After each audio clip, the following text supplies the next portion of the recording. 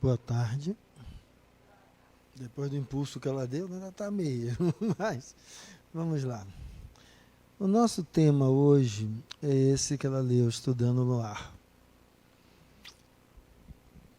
Eu sempre fiquei um pouco encucado com uma coisa.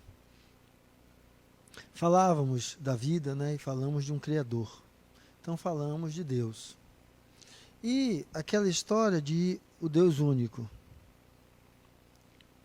E quando eu olhava, tantas religiões brigando uma com as outras, uma não consegue entrar em consenso com outra, dentro de uma mesma religião, facções, um não consegue lidar com o outro.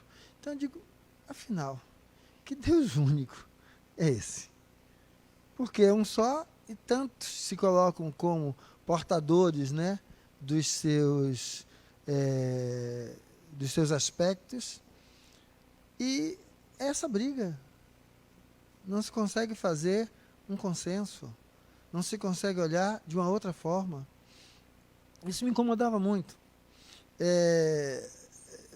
Como tentar entender isso? Aí, quando eu fui ler o Livro dos Espíritos, está lá, né? Deus, causa primeira de todas as coisas. Isso fez uma diferença significativa. Porque veja só, aquela história de Deus, e aí vamos colocar o Deus de quem vocês quiserem, Jeová, Maomé, qualquer um outro nome que vocês vão dando, dizia assim, mas cadê? E quando se falava nisso, é porque se colocava como se a existência de Deus dependesse de como eu o descrevo. Eu digo que é assim, o outro diz que é assado, então ele é assim ou é assado?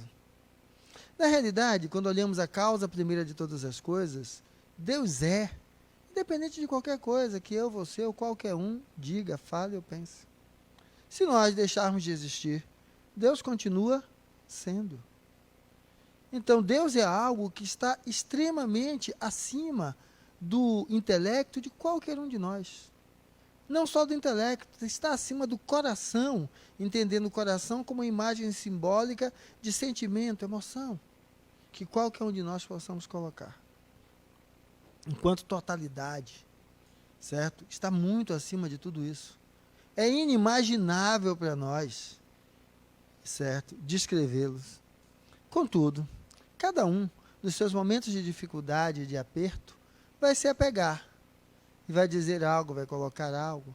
Então, o que nós vamos entender que há um único Deus. Causa primária de todas as coisas. Agora, cada um, a ideia do monoteísmo, na realidade, estamos em um politeísmo. Cada um fala de um recorte de Deus no qual acredita. E aí cada um descreve conforme a sua lente. Porque a depender da lente que você use, vai ter aspectos diferentes. Para ser assim bem claro, eu estou com lentes transparentes. Se eu pintar de azul e eu olhar, o mundo vai ser azul. Se eu pintar de vermelho, o mundo vai ser vermelho. E assim por diante. Então, na realidade, Deus vai assumir a tonalidade da lente daquele que o descreve. Isso para mim foi algo um tanto quanto libertador. Por quê? Porque eu pude me aquietar com meu Deus. Meu Deus. Entendendo que esse meu Deus é esse produto da lente que eu uso para ver e interagir com a vida e que vai descrever aquilo. Durante um certo tempo, isso me aquietou. E aí eu passei a entender que então estávamos falando de visões e não do onipotente, né?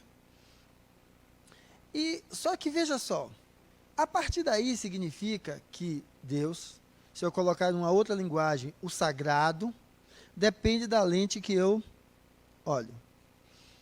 E isso começou a me inquietar, porque dentro do construto da psicologia analítica, ela vai falar do seguinte: nós temos um lado chamado, uma porção do nosso psiquismo chamado de consciência.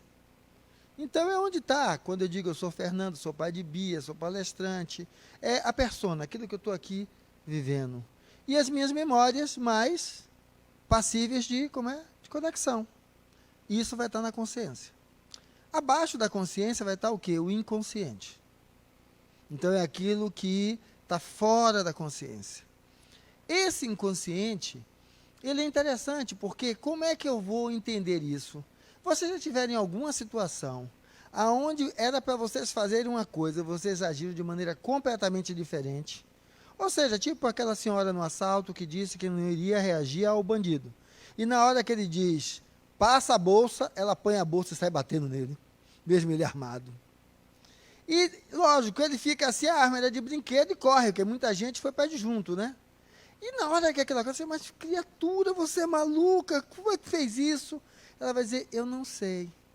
Algo eclodiu em mim e fez com que isso acontecesse. A primeira coisa, fique tranquila que não é um encosto. Não é um encosto que fez ali, que juntou, não. É o quê? Alguns elementos, porque desse inconsciente, quando eles afloram, certo? Eles podem tomar o lugar do ego, que é quem controla a consciência. Por isso a sensação de que era como se não fosse eu. Então vamos entender então que existe um consciente e existe um inconsciente. E esse inconsciente vai ter aspectos que são pessoais. Que aspectos pessoais? Aqueles aspectos relacionados às coisas que eu vivenciei. Que eu já nem me lembro mais então. Uma coisazinha lá na minha infância, um trauma pelo qual eu passei, que não suportando eu joguei lá atrás. Isso são aspectos pessoais. Contudo, há uma parte desse inconsciente que é coletiva. Lógico que o que eu vou falar agora não é exatamente isso, mas para usar como sinonímia. Alguém diz assim, ó, sou eu com cobra, é o quê? Traição. Isso só funciona como tal em uma cultura na qual a cobra represente traição. Quando eu digo numa cultura, é porque agora essa imagem não é mais da pessoa, é do coletivo. Então, por isso, relacionamos com o inconsciente coletivo. E o que é que vamos olhar em cima disso? Tipo aquela história, né? Sou eu com dente, né? Dente doendo. Se for doendo, é da família, né? Se não for, não é da família. Então, veja só. São imagens simbólicas que têm uma representatividade coletiva. E isso eu estou usando como sinônimo para a gente possa entender, então, que há aspectos do inconsciente pessoal e aspectos do inconsciente coletivo, que são essas coisas assim, desse jeito. E veja só. Esses elementos, da mesma maneira que você disse, eu não vou brigar com o ladrão, e na hora que o ladrão disse, passa a bolsa, você saiu batendo nele. Ou seja, significa que existem aspectos, conteúdos do inconsciente, que têm um potencial de energia tamanho, que quando ele é acessado, ele passa por cima do ego, de você, como se caracteriza como pessoa. E aí é aquilo que age. Então eu comecei a perguntar, então, afinal, o que é que que me direciona? Eu comecei a perceber, então, que não é só a consciência, é o inconsciente também. E quando eu comecei a olhar no inconsciente, essa história de Deus, Deus existe por quê? É porque a ideia de um Criador é uma ideia do coletivo. Todos nós, lá de trás, certo? De onde vim? Era a grande pergunta. Então, significa que há um elemento do inconsciente coletivo que está em todos nós, que cada um vai lidar com ele de uma forma. Alguns vão passar a vida negando. Ou seja, você só nega aquilo que é significativo para você, porque senão você deixa passar. Então, na realidade, estão afirmando a ideia de um Criador, negando a sua existência. Porque para se afirmar precisa disso. E outros não. Certo? O Pai, o grande Pai. E nesse sentido, veja só. Se lembra que eu estava falando de que Deus depende da lente que eu uso? Agora vamos ver uma outra história. Como é que a minha vida é moldada a partir desse paradigma? A partir desse elemento que pulsa dentro de mim. Então é o seguinte, se o meu Deus for aquele Deus, a lente que eu uso, que eu enxergo lá, é aquele Deus banqueiro, que é o quê? Cobrador. Como é que ele vai atuar? Se existiu um crime, precisa ter um culpado. E para o culpado precisa haver um castigo, para ficar tudo no 0 a 0. Se minha representatividade interna do sagrado é essa, isso vai se expressar em todas as minhas coisas. Para cada erro, uma punição. Para cada erro, uma pancada. Algo que tem que ser ali cobrado. E veja, isso é tão significativo, porque esse elemento interno, que é coletivo, e que se torna ali pessoal, dentro do meu direcionamento, ele vai reger todas as minhas coisas. Mas se nós olharmos lá na passagem do Evangelho, Pedro pergunta a Jesus: mestre, perdoar quantas vezes?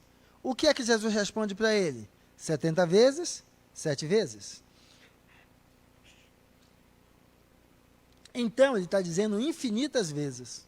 O que é que ele está dizendo? Se alguém errou, merece ser acolhido, merece ser abraçado, para que ele possa ter outra chance. Quantas? Quantas forem necessárias. E quando vamos falar agora em chances, você lembra que eu falei da consciência? Eu falei que quem governa a consciência é o ego, que vai estar lá a persona, com quem aqui eu me digo, que é esse personagem que está aqui. Então veja, a cada encarnação forma-se uma nova estrutura egóica. Porque veja, aqui eu sou Fernando. Na vida passada, Joana. Na outra, um outro e um outro.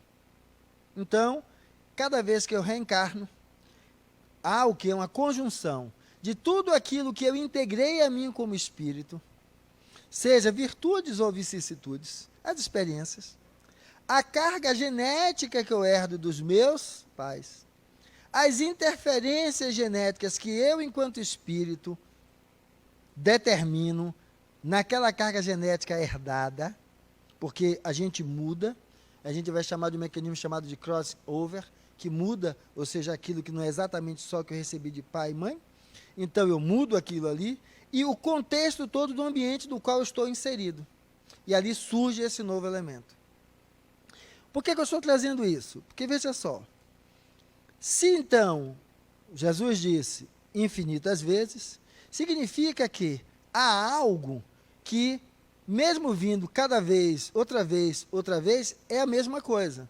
Então, nesse exemplo do mestre, se nós amplificarmos, o que está dizendo é o seguinte: para o espírito, que é criado simples e ignorante, como devemos agir com ele? É em cima da lei, do crime, culpa e castigo? Ou o contrário, é a visão de um outro Deus, a visão de um Deus que fala de autoeducação. Ou seja, vivenciou, reflita e busque ver o que você pode aprender a partir daquilo que você viveu. E vai dizer mais uma coisa: mas eu só vivi o que não presta. Ele vai lhe dizer mais uma coisa: tudo vale a pena quando a alma não é pequena. Então o que ele vai dizer? Não coloque nenhum pedaço seu no lixo, porque com qualquer pedaço no lixo você é incompleto. Tenha maturidade. Aprenda a partir da experiência que você queria jogar no lixo, embaixo do tapete, e esconder, não. Traga ela à luz e olhe e pergunte: o que eu posso aprender com isso? Sabe o que é que isso muda? Você deixa de ter vergonha de você mesmo. Você vai ser capaz de assumir para qualquer um: fiz mesmo, fiz, aconteceu. E aí? Eu aprendi isso, estou aprendendo isso, certo? E estou, buscando tirar o máximo possível de aprendizado disso daí. Quando você faz isso, veja qual é a diferença. A diferença é a seguinte: vocês acham que o castigo transforma alguém? Porque veja só, as pessoas que são colocadas no presídio, experiência de vida degradante aquela. E quando elas saem, elas continuam fazendo o quê? A grande maioria, o mesmo. Castigar não transforma. Assim como o sofrimento não transforma. Tem gente que é sofredor de carteirinha. de carteirinha. Tem uma passagem interessante com Chico e um dos amigos que o acompanharam à época, né, que essa criatura era tetraplégico. E ele fazia palestras lá, mesmo com a dificuldade dele. Ele começa a ter vários problemas, dentre eles um sangramento difuso. E aí, achando que estava já à beira da morte, parou de fazer tudo, né? E aí, ele foi levado até Chico. Quando ele chega lá, deitado, né, tetraplégico, daqui para baixo não mexe quase nada. E aí, ele foi falar com Chico: Chico, eu vim aqui para me despedir. Aí Chico olha para ele assim e diz: até quando você vai querer ficar como coitadinho? Ele para assim, porque não era isso que ele esperava, certo? Ele esperava o quê? Que passasse a mãozinha na cabeça, desse um beijinho, certo? Você vai. Não. Até quando você vai ficar como coitadinho? É esse o lugar que você quer? Aí a ficha caiu. Aí o que foi que ele fez? Aquela doença incurável, que ninguém descobriu o que era, reverteu. O sangramento parou. Ele voltou para o lugar dele. E voltou a fazer o quê? Várias palestras, tetraplégico como era, colocado em unidade de cadeira de suporte e tocando a vida. E tocando a vida. Porque a vida requer de cada um de nós um esforço em prol do aprendizado. A vida não é lugar para coitadinho. A vida não é lugar para coitadinho. A vida é lugar para a busca de um aprendizado. Porque os coitadinhos de carteirinha só vivem falando dos seus males. Tinha uma criatura fantástica aqui em Cajazeira, não sei se está vivo lá ainda, certo? Cajazeira, esse bairro nosso, eu morei lá durante um tempo, ali em Castelo Branco. Ele era, sem as pernas, vivia na cadeira de rodas. Sabe o que ele fazia? Pendurou atrás da cadeira de roda uma carrocinha que botava bujão de gás. E ele fazia o quê? Pongava nos ônibus, segurando no fundo, e vendia o bujãozinho de gás dele em vários lugares. Ou seja, buscando se virar, buscando ir além das suas limitações. A vida para cada um de nós é esse convite. Por isso, não se recalque pelo que quer que esteja se passando com você. Não se recalque pelo que quer que você tenha feito. Não se recalque. Assuma. Fiz. Olhe as repercussões daquilo e diga para você se é naquele modelo que você quer continuar. Se não é, se aquilo então já lhe serviu de aprendizado, levante a cabeça e vá ser o gestor de sua vida. Porque é isso que a vida pede. Mas, Fernando, eu cheguei tão acabado, tão... Ótimo, não seja por isso. Sente na cadeirinha aí. Respire fundo. Vá aurindo essas energias nutridoras. Mas diga para você, para que você está aqui? Para que você está querendo esta energia? Porque você pode dizer assim: não, mas eu estou aqui, ó, eu vou ficar melhor, e aí quando eu ganhar na loteria, eu vou fazer isso. Quando eu arranjar um bom emprego, eu vou fazer aquilo. Não. Isso é o lugar típico do coitadinho, que não aprendeu a aprender com a vida. Eu fiz a minha formação como interno ainda, o último ano de medicina, no Hospital Santa Isabel. E tinha uma enfermaria que tinha um rapaz lá, também tetraplégico, né? Que só mexia um pouquinho as mãos, ficava na enfermaria clínica do SUS. E ele ficava, porque ele tinha aqueles rádios antigos que você botava fita para tocar, né? E veja só, ele ficava ali o dia ouvindo as fitas dele. Quem quiser que falasse com ele da hipótese de morrer, porque para ele aquilo era a vida. Agora veja só, quando alguém passava mal na enfermaria, quem é que era o alarme? Ele. Ele não se poupava em utilizar do que tinha em prol de algo que fosse útil para si e para os outros. Ele não se colocou como um coitadinho tetraplégico em cima da cama, apodrecendo, não. Ele não se olhou como alguém que não valesse quase nada, não. Tem a história de um outro tetraplégico, o que fazia o papel do super-homem, o Christopher Lee, teve uma lesão e ficou tetraplégico. E começou a pedir para que tirasse a vida dele, ele não queria mais viver daquele jeito. Até que, a mesma maneira daquele coleguinha de Chico, a ficha caiu. Quando a ficha caiu, nós temos avanços significativos no estudo de células-troncos, impulsionados inicialmente por ele. no sentido de buscar, certo, elementos que pudessem curar, melhorar a condição daquela doença. E muita coisa começou a partir daí, fomentando pesquisas. Então, veja só, eu estou citando situações assim drásticas nesse contexto, mas para mostrar que a questão toda na vida não é o que você recebe, é o que você faz a partir daquilo que você recebe. Então, deixe de ser coitadinho. Mas Fernando era um viciado, um drogado. Aprendeu? Vai ajudar os outros, que ainda acham que isso é refrigerante, que isso é lanche, que isso é diversão. Mas aí não vá trabalhar e aproveite o seu domingo, o seu sábado, o seu horário à noite, para ajudar o outro. Para ajudar a esclarecer o outro. Saia da posição do coitado. Esse texto vai falar estudando no lar. O que é que ele vai dizer? O que é que ele nos traz? Deixe de ser coitadinho. Essa família não presta porque não me entende, não me compreende, cobra tudo de mim. Ou você é a única coisa que presta. Você é a ovelha branca no meio da família lá, perdida. Primeiro, se é assim que você se acha, já caiu do cavalo. Porque vamos tirar o branco para não ficar naquela dicotomia branco-preto, como se isso definisse alguma coisa. Estamos falando só de imagem simbólica construída dentro de uma sociedade escravagista.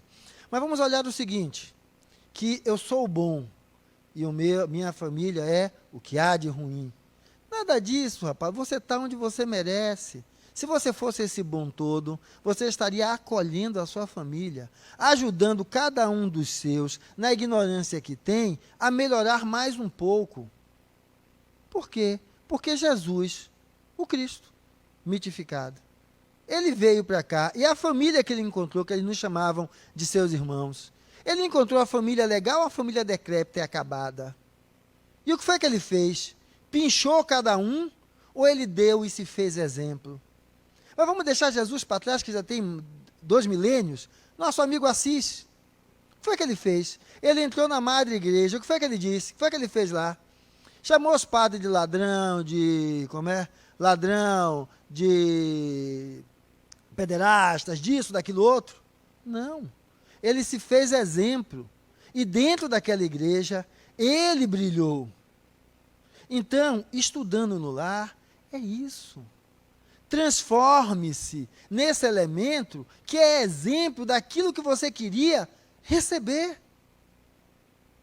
Deixe de ser o coitado. Seja em casa aquilo que você queria que a sua casa tivesse. Seja no trabalho aquilo que você queria encontrar lá. Mas, Fernando, tem tanta dificuldade. Sim. Quando nós elevamos o pensamento ao alto, né? E assim, com esse coração bondoso, como de todos nós aqui, né? A gente diz, ó Deus, dai-me amor no meu coração. Não é assim que a gente pede? Agora, vamos lá. Amor cai do céu? É chuva? Não. Então, amor é semente que existe no coração do homem. Toda semente para crescer precisa ser regada, nutrida, para que aí ela cresça, floresça e se multiplique. Então, se o amor enquanto semente é o que há no seu coração, o que é que Deus vai lhe dar para que esse amor cresça? A oportunidade de lidar com pessoas que necessitem justamente desse amor. E essa necessidade lhe ajude a abrir o seu psiquismo, sua mente, e deixar de ser aquele que vive só apontando, que vive só criticando, que vive só de vítima, e abrindo o seu psiquismo, você começa a enxergar o que eu posso fazer de diferente para ajudar. Ou seja, quando você pede esse amor, Deus lhe dá pessoas com problemas para você se relacionar. Porque é no exercício da vida prática com elas e seus problemas, tanto quanto delas, que você vai aprendendo a sair da posição do vitimizado ou do acusador, ou do cobrador. E você vai aprender uma coisa fantástica, que é a lei da empatia. Sabe o que é empatia? A gente só se transforma vivendo. Porque tudo que a gente fala da boca para fora não vale nada. É aquele outro versículo, né? Sepulcros caiados por fora e podres por dentro. Porque a boca fala o que quer. A boca não é exatamente aquilo que o coração vivencia. Então, a ideia não é essa. A ideia é que você comece a se conectar com aquilo que você é. Então, olhe como você olha para as pessoas que lhe desagradam. Olhe como você olha para as pessoas que representam para você um desafio. Seja o pai, a mãe, o irmão, o colega de trabalho. Veja como você enxerga essas pessoas. O que é que vem de você? Um sentimento de acolhimento e compreensão do outro na diferença que tem? Ou, o contrário, a postura de cobrança, a postura do aguilhão que aponta para o outro? Porque simplesmente, quando você aponta um para o outro, 3 para você. No meu caso, são 3 cotó, né? Então, é menorzinho. Mas 3 aponta para mim. Então, eu cobro de mim. Porque sabe qual é o problema que você está vivendo? E o peso desse problema é que com a mesma moeda que você dá ao outro, você julga a você mesmo. É você que se impõe todo esse peso. Mas, Fernando, é assim. Jesus faz o seguinte: siga-me, porque o meu fardo é leve e o meu jugo é suave. Você quer ver que é você que causa o que está acontecendo com você? Abrace essa proposta. Abrace esse paradigma como representação do sagrado. Seja mais leve no julgamento sobre as pessoas. Reconheça as coisas que recaem sobre você como possibilidades que lhe desafiam a lhe superar, transformando esse fardo em algo mais leve. Porque esse fardo não é mais castigo. Esse fardo não é mais resgate. Esse fardo se chama janela de oportunidade. E veja como você vai caminhar diferente. Veja como você vai amanhecer, colocar os pés no chão e olhar para o seu dia como uma outra proposta. E lógico, estamos num trabalho de cura, alguns aqui são familiares, e às vezes o nosso que a gente trouxe vai partir. E vai mesmo, sabe por quê? Porque eu vou morrer, e vocês também. A morte faz parte da vida. A questão não é eu morrer. Eu tenho um sócio que trabalha comigo e diz assim: Fernando, esse negócio é maluquice. Dizer que vê espírito, que escuta, que... Eu resumo da seguinte forma. Meu amigo, no momento que eu assumi isto como uma realidade para mim, ou seja, que o espírito é algo que é fato, certo? A minha vida ganha um outro sentido. Por quê? Porque passou-me a ideia de que se a vida continua e eu for morrer amanhã, quem morre é meu corpo. Todo o esforço que eu estiver fazendo continua em mim. Porque eu vou voltar de novo de uma outra forma. Ele fez: Fernando, mas e se não tiver nada? Eu resumi assim: simplesmente eu morro feliz.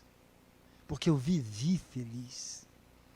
Eu não vivi perdido na falta de uma esperança ou de um sentido. Eu vivi com toda a minha esperança, toda a minha fé direcionada para um sentido. Então, se a vida findar, eu a vivi com todo esse potencial. E se a vida continuar, eu só vou chegar lá de lá e dizer: ih, é mesmo, rapaz, o negócio continua. Sacudir a poeira e dizer o seguinte: o que é que tem para fazer? Qual é o trabalho que nós vamos fazer? E foi justamente o que aconteceu comigo há uns 13 anos atrás. Eu tive um AVC hemorrágico. E eu estava deitado no leito, daqui a pouco me vi em pé, no meio da UTI, frente a uma maca, 2 pessoas em pé, tratando alguém que estava ali. Aí eu dei aquela olhada cá para cima, né? E não vi o tal do cordão dourado, né? Que diz que quando a gente desdobra, está conectado ao corpo, ou prateado de qualquer outro que seja. Eu olhei e não vi nada. Eu fiz o quê? Danou-se, eu morri. E aí tinha alguém em pé ao lado, né? Então a minha primeira pergunta não foi: cadê minha mulher, cadê minhas filhas? Não. E aí, o que é que a gente vai fazer? Ele fez o que sempre fez: trabalhar. Eu fiz: mas eu acho que eu morri, né? Ele fez: não, olhe para o outro lado. Quando eu virei, aí eu vi o leito onde eu estava, a cama, a mulher que estava junto, a enfermeira, certo? E aí quando eu voltei, a ideia depois se foi, não guardei mais no pensamento. Mas, ou seja, morrer é isso. Você só vai mudar de lado. Agora, como é que você vai estar do outro lado? Como você está aqui? Como você está aqui? Então, se você está com a doença terminal, ela é terminal para o corpo, não é terminal para o espírito. O tema não é estudando no lar, estudando no corpo. Aprendendo a partir das experiências que você vivenciou nesse corpo. Mas, Fernando, eu descobri há 6 meses que eu estou com um tumor, eu vou morrer. Vai morrer seu corpo. O que é que você aprende olhando para a vida dentro dessa perspectiva? Tendo 6 meses de vida, você vai fazer o quê? Agora eu vou torrar dinheiro, eu vou me enfiar em bordéis, eu vou fazer tudo aquilo que eu queria fazer e não fiz. Coitado, perdido. Perdido. Porque não tinha valores. Ele era aquilo em resposta às aspirações sociais. Porque se ele tivesse valores, o que é que ele ia fazer? Continuar vivendo como vivia. E isso que eu estou colocando não é algo só do externo, não. Um grande amigo ao qual eu admiro, foi um dos meus professores, e ele tem uma doença, um câncer, que está numa fase que não tem cura. E aí ele fez assim, perguntaram o que eu ia fazer, se eu ia para Cancún, se eu ia para a Europa, se eu ia... Ele fez, não, eu vou continuar trabalhando, aquilo que eu sempre fiz. Se eu era feliz trabalhando e cuidando das minhas coisas, porque agora eu vou abandonar tudo isso, eu vou continuar vivendo e fazendo. Não estou dizendo que quem viaja está errado, não estou dizendo assim, qual é o sentido que você dá para a sua vida? Porque a única coisa que vai acontecer é no dia que o corpo repousar, você acordar do outro lado. Agora, se você vai perdido, não, aproveite o tempo que tem, se reconcilie com sua parceira ou seu parceiro, com seus filhos, com sua família. Se houve algum evento com alguém significativo, se reconcilie. Tinha uma senhorinha com câncer de pulmão, há uns anos atrás, quando aquele apenas um barracão, e a gente fazendo lá o evangelho, né? Esse mesmo trabalho de cura, fazendo a palestra, e ela, bem sorridente, fez, poxa, a senhora está bem melhor, né? Aquele cabelinho todo alvo, assim, né? Ela fez, tô sim, eu fiz, e como é que está o problema do câncer de pulmão? Ela fez, o câncer continua me comendo, mas eu estou bem. Eu digo, mas é lógico, né? Como? Ela fez, meu filho, a doença continua aqui, mas eu estou aproveitando o tempo que tenho para refazer meus laços com minhas irmãs, meus filhos, as pessoas com que eu vivi, que eu hoje consigo enxergar, que eu criei brigas, querelas, por coisas que não têm valor. Então eu quero sair daqui aliviada. A velhinha estava bem. Eu estava conversando ali com quem? Com o personagem daquela senhorinha vozinha? Não, eu estava conversando com o espírito imortal que ela é. Veja que isso mobiliza o outro, mobiliza você. Então, naquilo que você diz, mas Fernando, eu tento, depois acontece tudo de novo. Abra seu coração, entre em contato. O que é que isso representa? Se não conseguir fazer sozinho, procure um terapeuta. Para identificar que elemento interno é esse em você, para que você, lidando com ele cara a cara, conscientemente, se dê um outro norte, se dê um outro direcionamento e dê um sentido para a sua vida. Como eu agora vou virar o iluminado? Não, degrau por degrau, busque apenas ser hoje melhor do que o que você foi ontem. Mas, Fernando, o problema não é só esse, é porque minha mãe morreu, meu pai morreu, meu filho morreu, o vizinho morreu.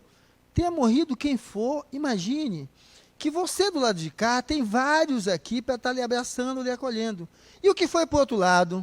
Está às vezes no desespero, porque o desespero faz com que ele não possa perceber quem está ao redor dele.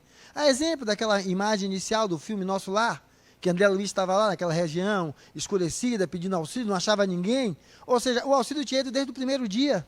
O problema é que ele não enxergava. Então, para quem foi, doe orações. Lembre dos bons momentos, dos momentos em que você com aquela pessoa teve pensamentos edificantes, harmonizados, direcionadores. Pense na força que essa pessoa tinha, porque ela continua viva. E enderece a ela essa energia. Não a energia do desânimo, do desespero. Para quê? Deixar ela pior? Não. Fortaleça ela através de um pensamento e um sentimento estruturado em você. Porque aí você vai estar ajudando e se ajudando. E quando você fica naquela situação de vendo aquilo como o fim do mundo, mas eu sinto falta, ou e o outro não sente não, é? Aí o outro do outro lado, vendo você acabado no chão, vai se sentir como? Bem? Não. Se você se preocupa com quem está do outro lado, levante sua cabeça. Mostra através do seu exemplo. Está difícil aqui sem você. Mas eu sei que a gente lutando consegue. E eu desejo que você, aonde estiver, receba as energias positivas do universo e também faça a diferença. Porque nós vamos nos encontrar. Porque todos vamos passar para o outro lado. Então, estudando no lar significa aprendendo com a vida, com aquilo que ela nos dá. Mas, Fernando, às vezes tem cada coisa podre. Aí eu trago uma outra metáfora, que foi a vizinha, que elas viviam brigando, e a vizinha do lado pegou um pinico, daqueles pinico velho, enferrujado, né? Tinha os meninos de casa, mandou o menino fazer o trabalho no pinico, o bicho estava cheio, ela apanhou o quê? E açoitou na casa da vizinha do lado. Caiu no pátio, foi aquela sujeira, e ela do lado de cá, foi o que a vizinha fez. A vizinha tinha recentemente perdido a mãe, estava um tanto quanto introspecta, fazendo essas reflexões, como eu falei, daquela velhinha. E aí ela pegou, juntou aquela merda toda, botou no cantinho do quintal, e a outra começou a dizer, está fazendo de propósito, um fedor miserável desse, ela está querendo acabar comigo. Só que os dias foram passando, o sol foi batendo, né? O lixo que ela varria aqui ia ali jogando, e aquilo foi perdendo a acidez. E aquilo que era merda, transformou-se em adubo. Ela devolveu para o mesmo pinico, colocou sementes e começou a regar. Quando as flores brotaram, ela carregou o pinico, bateu na porta da vizinha e disse para a vizinha, eu vim lhe devolver aquilo que você me deu. É isso que a vida espera de você. Se você acha que a sua vida é uma merda, transforme, porque ela só é assim, porque você não levantou a cabeça e assumiu na sua vida uma ação, como essa senhora hipotética fez. Porque a merda virar adubo é você transformar a sua experiência, por pior que tenha sido, em aprendizado. Porque é esse aprendizado que pode levar a não repetir de novo e pode ajudar outros a também não repetir mais. Então, que essa energia seja o estudando no lar, aprendendo com aquilo que a vida lhe dá.